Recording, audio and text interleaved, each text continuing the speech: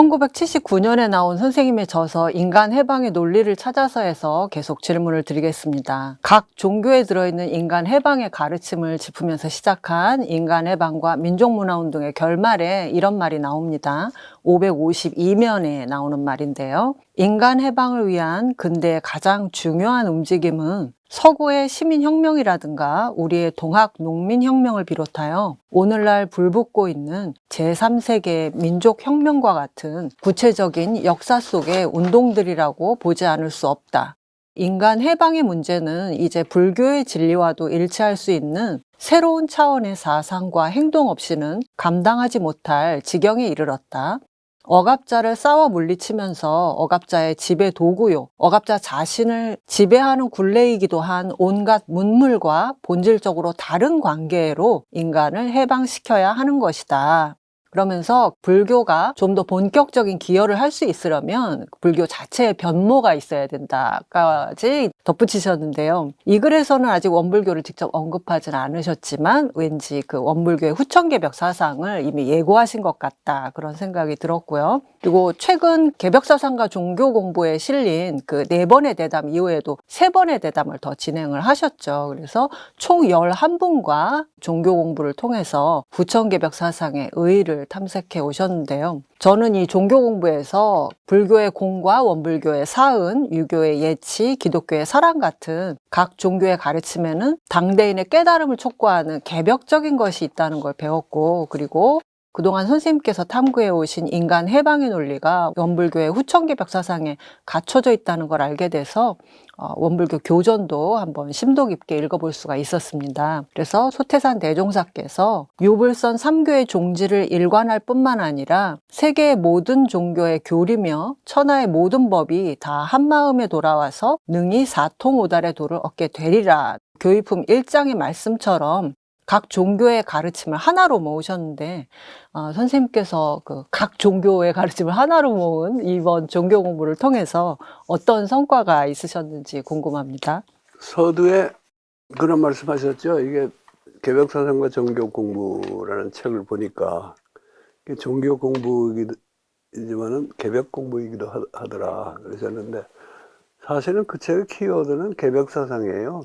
우리나라에서 후천개벽 사상이 주로 동학이라든가 원불교 같은 그런 종교 사상으로 나타났기 때문에 다른 종교하고 비교도 해보고 이렇게 검토를 하게 된 건데, 그 책에서도 말했지만은 책이 종교학 공부는 아니고요. 예. 개벽사상의 키워드라고 보시면 될 것 같아요. 근데 이제 그 얘기 더 하기 전에 이 책에서 2문장을 인용하셨잖아요. 550면에서. 거기에 앞문장은 뭘 건너뛰면서 인용하셨는데 그 건너뛴 대목이 뭐였죠? 552면이라고 그러셨는데, 인간 해방을 위한 근대의 가장 중요한 움직임은, 그러고서 지금 점점점 이렇게 생략하셨는데, 우리 전통 속의 불교나 유교의 어떤 업적보다는 이라는 게 빠졌네요. 우리 시대에 동학농민혁명 비롯한 오늘날에 불붙고 있는 제3세계의 민족혁명과 같은 구체적인 역사적인 운동이 가장 중요하다, 이렇게 말할 때 제가 비교 대상으로 삼은 것이, 그래서 그 전까지 불교 얘기를 한참 했잖아요. 불교 얘기를 한참 해놓고 불교하고 유교 과거의 전통 속에 그게 아무리 중요해도 그거 자체보다는 지금 현실에 벌어지고 있는 이 운동이 더 중요하다, 이제 그런 취지로 얘기했던 거고.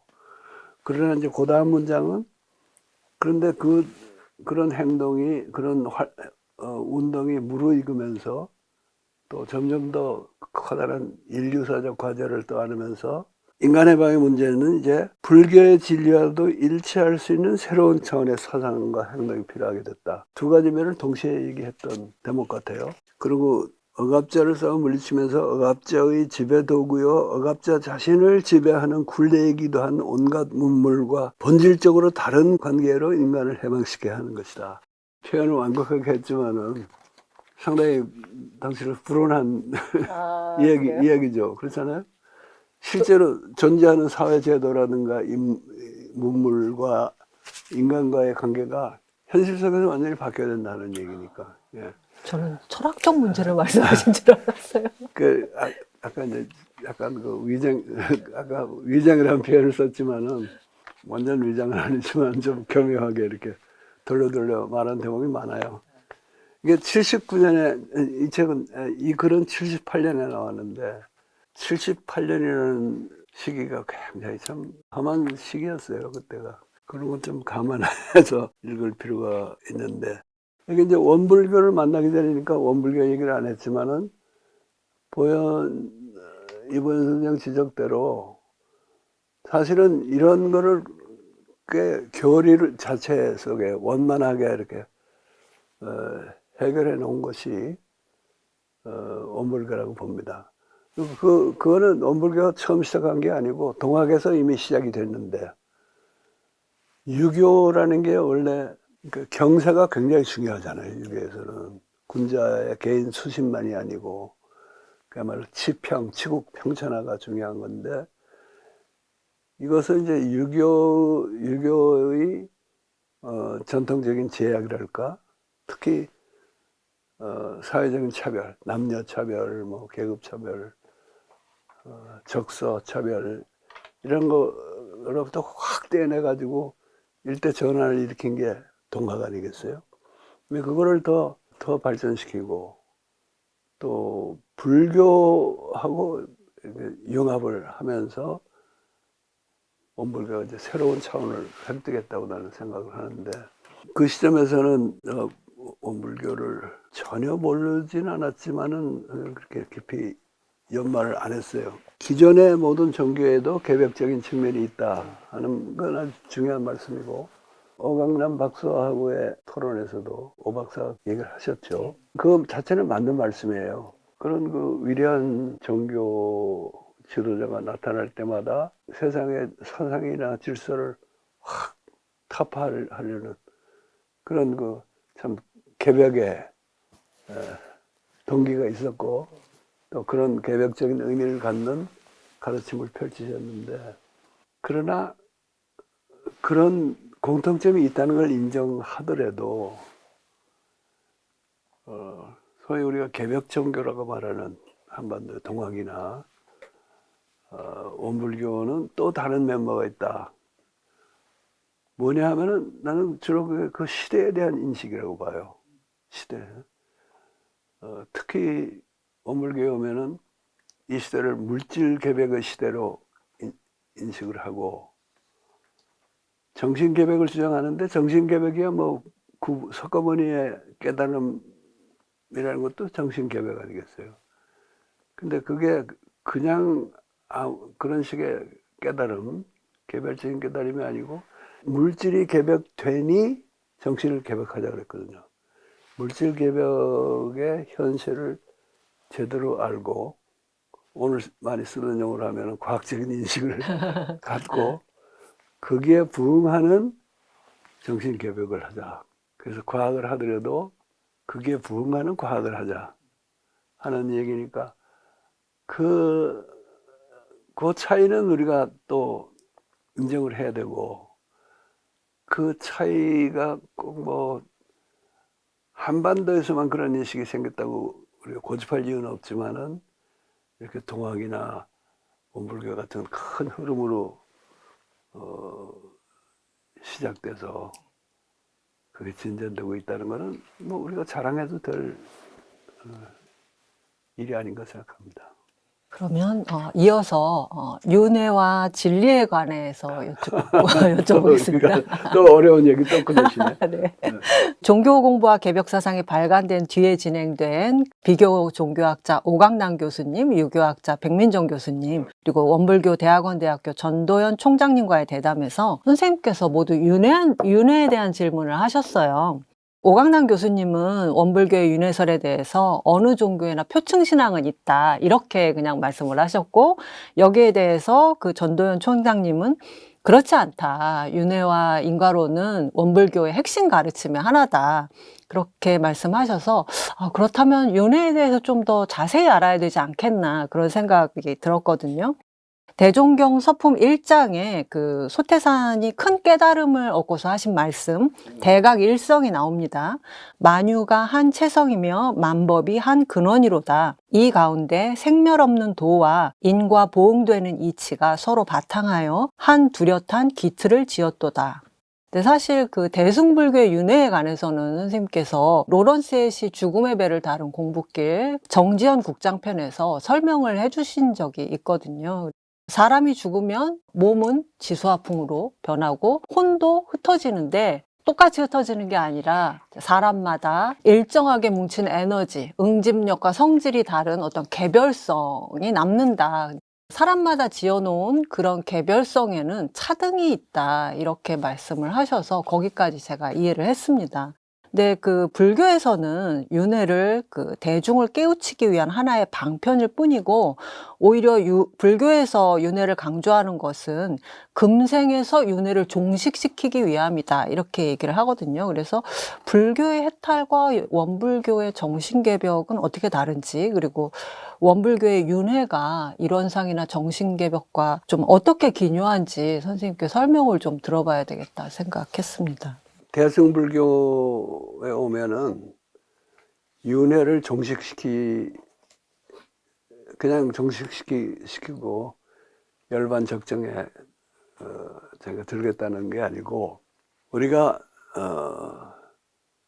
제대로 깨달음에 이르지 못하면은 말하자면 강제 윤회가 되는 거예요. 내가 윤회를 원하든 원하지 않든 끝없이 그게 계속 드는 거니까, 그거를 금생에 우리가 수도를 해서 종식시키자는 면에서는 소승불교, 남방불교나 북방불교나 다 똑같은데, 대승불교에 와서의 그 특징은 어떤 경제에 이르러가지고 강제로 윤회를 계속 당하지 않는 경제에 이른 사람도 나 혼자만 윤회에서 벗어나면 뭐하냐. 아직 많은 대중이 그 윤회의 굴레 속에서 신음하고 있으니까 내가 다시 가서 그들과 함께 살고 그들을 가르치고 해서 다 같이 윤회에서 벗어나는 그 세계를 이룩하자 하는 걸 이제 보살이라 그러잖아요. 그렇죠. 그게 어떻게 보면은 자발적인 윤회와 그 환생이라고 해도 좋아요. 자발적인 환생과 타율적인 중생이 죽으면 다 끝나는 줄 알았더니 죽으니까 또 와서 고생하고 또 와서 고생하고 하는 이런 강제 윤회, 그 두 가지가 있다는 거를 구별해서 생각할 필요가 있고, 물론 이제 개인적으로 내가 죽은 다음에 윤회를 할까 환생을 할까 이런 관심을 가진 사람도 많지만은 뭐 안 그런 사람도 있잖아요. 그런 생각 안 하고 편안하게 잘 사는 사람도 있고, 또 독실한 기독교인이라면은 죽은 다음에 다시 돌아오는 게 아니고 잘 살았으면 천당 가고 잘못 살았으면 지옥 가는 걸로, 그랬다가 이제 뭐 세상이 끝나는 날에 다시 부활하는 걸로, 예수님이 다시 오시고 그렇게 생각하는 사람도 있고. 그런데 꼭 불교도가 아니더라도 또는 불교 교리에 관심이 없는 사람이라도 이 윤회 문제가 왜 중요한가, 그것을 우리가 좀 논의할 필요가 있을 것 같아요. 대종경 서품 1장, 그래서 소태산 대종사의 대각일성이라고 하는데, 이분이 큰 깨달음을 얻고 나서 그야말로 한마디 하신 게 아까 읽으신 그 대목인데, 만유가 한 체성이며 만법이 한 근원이로다 하는데, 만법이 한 근원이로다 하는 얘기는 나중에 삼동윤리의 일부로 들어가죠. 모든 종교가 다 똑같다 하는 이렇게 얼버무리는 얘기가 아니고 근원이 하나다 하는 거니까, 사실은 이것도 그런 이 대종사의 대각일성인데 그 깨달음의 경지에 가야지 제대로 하는 거지, 그렇지 않고 하는 건 우리 그냥 좋게 좋게 지냅시다 하고 하는 사교 행위 그칠 우려가 있죠. 그런데 만유가 한 체성이며 이게 무슨 말인가 하는 것도 우리가 의미할 필요가 있고요. 생멸 없는 도와 인과봉되는 이치가 서로 바탕하여, 생멸이 있고 변화가 없으면은 인과라는 게 성립할 수가 없죠. 근데 만약에 변화가 있다고 하면은 그 변화가 그냥 아무렇게나 일어나는 변화냐, 아니면 인과의 법칙에 따라서 일어나는 변화냐 하는 게 굉장히 중요해지잖아요. 그래서 생멸 없는 도라는 것이, 인과라는 것은 생멸이 있는 과정에서의 인과가 법칙이 적용된다는 얘기고, 그럼 이 생멸 없는 도하고 서로 바탕해야 됐다는 게 이게 모순되는 얘기가 아닌가 하는 의문도 던져볼 수 있죠. 그러나 여기서 중요한 거는 도에 생멸이 없다는 거지, 만유에 생멸이 없다는 얘기는 전혀 아니죠. 생멸이 있는 것이 오히려 원칙이고, 주역 같으면 그야말로 역이 아주 기본 아니에요. 생멸이 계속 있게 마련인데 그 가운데 생멸 없는 도가 있다는 거, 노자식으로 말하면 상도죠. 늘 그러한 도가 있다는 그런 개념이니까, 그러한 도와 인과보응의 법칙이 서로 바탕했다는 게 이게 모순이 아니에요. 그리고 내가 이제 전도연 총장님한테 물어봤던 질문인데, 이 대각일성보다도 이론상 서원문이라고 있잖아요, 정전에.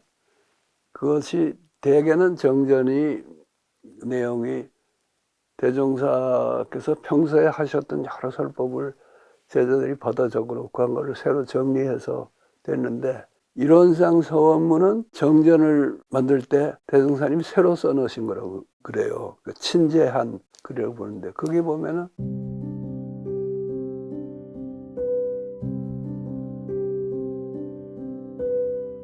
마지막에 이론의 위력을 얻기까지 서원하며 이론의 체성에 합하도록까지 서원함, 이렇게 되어 있어요. 그리고 대각일성에 체성이라는 말이 나오고, 나는 뭐 교전 번역했다 그러지만 사사치 기억하고 있지 못하는데, 내 생각에는 체성이라는 말이 딱 두 번 나오지 않나 싶어요, 교전에서.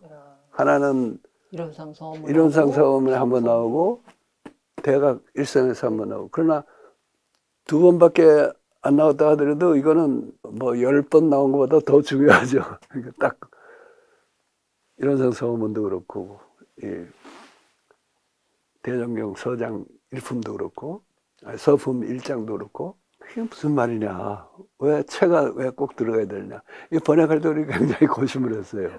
뭐라고 번역하셨어요? Body and Nature라고 번역했어요. Nature라는 거는 자연이라는 뜻도 있지만은 성품이라고 말할 때는 The Nature라고 정관사를 붙여서 썼거든요. 그런데 그냥 성품자리라 그랬으면은, 대종사님이 깨달으셨다고 할 때는 성품자리를 보신 거 아니야. 그거를 이제 뭐 견성이라고 하고 그러는데, 근데 그거를 성품이라고 말 안 하고 체성이라고 그랬단 말이죠. 바디가 왜 들어가느냐, 성품자리라는 것이 자칫하면은 플라톤의 그런 초월적 세계처럼 물질 현상하고 관계없는 그런 영원 불변의 이데아의 세계 같은 거를 우리가 상상할 수가 있는데, 성품자리가 그런 게 아니고 성품자리하고 이 물질 세계하고 이제 같이 있는 것이다 하는 뜻이 아닌가. 그런데 만약에 물질 세계하고 성품자리가 같이 있다 그러면은, 물질 세계라는 거는 변화가 있게 마련이고 생멸이 있게 마련이고, 그 생멸이 어떤 법칙성을 가지고 진행하느냐 안 하느냐 하는 게 중요한데, 법칙도 없이 그냥 아무렇게나 진행한다 그래도 문제고, 그게 이제 인과의 법칙에 따라서, 인과 보응하는 법칙에 따라서 일어나는 변화다, 이렇게 말하면 훨씬 이제 합리적으로 들리긴 하는데, 우리가 금생만 놓고 보면 이게 경험에 안 맞아요. 받을 거 다 자기가 복을 지어놓고도 다 못 받고 가는 사람도 있고, 온갖 악행을 다 하고도 벌 안 받고 죽는 사람이, 곱게 죽는 사람들이 있고요. 기독교에서는 이제 그런 거는 복은 하늘에 가서 받고 벌은 지옥 가서 받고 이렇게 해석을 하는데, 근대인들은 점점 더 그런 식의 내세는 그야말로 이치에 안 맞는다고 부정을 하죠. 과학하고도 충돌하고. 그러면은 기독교의 내세하고는 다른 어떤 내세가 있고, 또 불교에서 말하는 내세라는 것은 전생도 있잖아요. 이렇게 이제 끝없이 이어지는 삶이 없으면은 인과의 법칙이라는 게 무의미해요. 말로만 인과의 법칙이 있다 그러지만은 아니 인과의 법칙에 안 맞는 일들이 너무 너무 많이 벌어지잖아. 우리 현실에서 보면은 어떤 사람들은 막 이유도 없이 까닭도 없이 막 억울하게 죽는 사람도 있고 인과의 법칙이 없다 그러면은 우주 만유의 변화가 무질서한 변화가 돼버리는 거고 인과의 법칙이 있다 그러면은 이게 세세생생으로 이어지지 않으면은 그 말이 성립이 안 돼요. 그래서 석가모니께서 내세를 말씀하신 거, 윤회를 말씀하신 것이 물론 그 힌두교 전통에서 가져온 거지만은 힌두교의 온갖 교리들을 다 포함하면서 시대적인 한계 때문이 아니고 그분의 깨달음의 아주 핵심적인 부분이에요. 또 대종사의 경우도 대각일성의 인과보응하는 이치를 말씀하신 거 보면은 이게 이분의 대각의 아주 핵심적인 거고 그분이나 그분을 추종하는 불교도 원불교도에만 중요한 게 아니고 우리가 이 우주만유에 대해서 어떤 합리적인 생각을 한다고 할 때 그게 이제 이럴 때 말하는 건 이치에 맞는 거지 뭐 꼭 과학적 증거를 갖고 하는 얘기는 아니지만은 그런 게 없으면은 이게 별로 설득력이 없는 가르침이 되어버려요. 그래서 나는 이게 원불교나 불교의 교리를 우리가 올바르게 아는 데 중요한 게 아니고 대중들도 이걸 가지고 좀 공부하고 연마할 필요가 있다. 물론 공부가 어느 수준에 달하기 전에는 그게 깨쳐지는 진리는 아니지만은 그렇다고 해서 이거는 아무나 뭐 믿고 말면 많은 개인 신앙의 차원 문제도 아닌 것 같아요.